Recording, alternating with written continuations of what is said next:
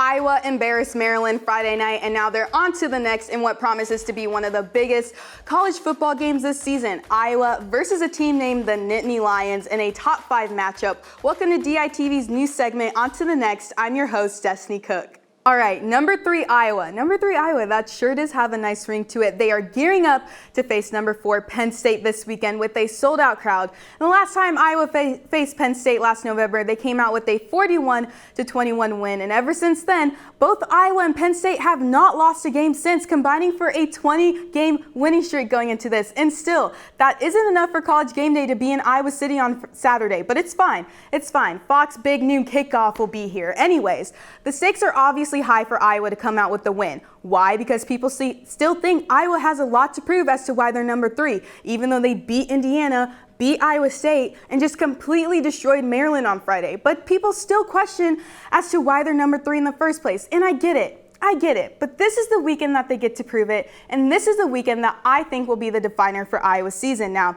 this is Iowa's toughest match yet. Both teams have been playing very solid defense, not allowing more than 20 points in a game. Penn State is ranked number 2 in scoring defense, while Iowa is right under them at number 3.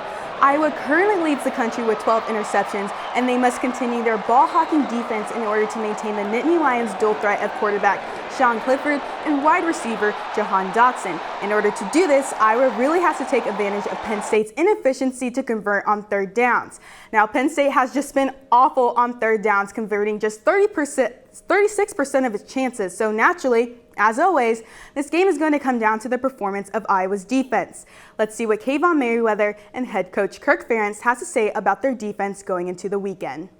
Or a quarterback like him, that's somebody, he's an experienced quarterback. He's going to be calm in the pocket. He's not probably going to let the environment get to him as much as other quarterbacks might, especially with, as loud as the stadium is Kinnick. I think he's not going to get rattled as much as other quarterbacks might get rattled, so I think we're going to be in for a good game. But, I mean, you just watch him play. Everything, there's no wasted movement. He's concise. Everything's really just, just sharp, I got to think the pro guys watching him really like him because he's a really decisive player. So he's a talented player, but he also is he's a good football player. Like, he plays hard.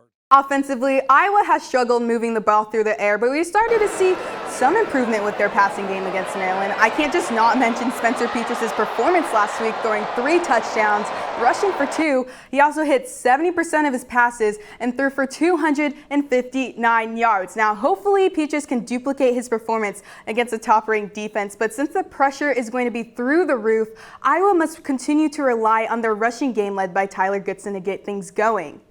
It's a type of deal where we've played this coordinator more than a few times, so a lot of it's going to get down to execution on Saturday. They know what we're going to do, we know what they're going to do, and that's fun. That's good. It's kind of like let the best man win, but we're fired up. While it isn't a big blockbuster match, it sure is going to be a classic game you don't want to miss. Be sure to tune into the Daily Iowan website on Saturday to see if Iowa makes it out undefeated before they move on to their next opponent. Thanks for watching. I'm Destinee Cook. See you next week. Have a great night, and as always, go Hawks!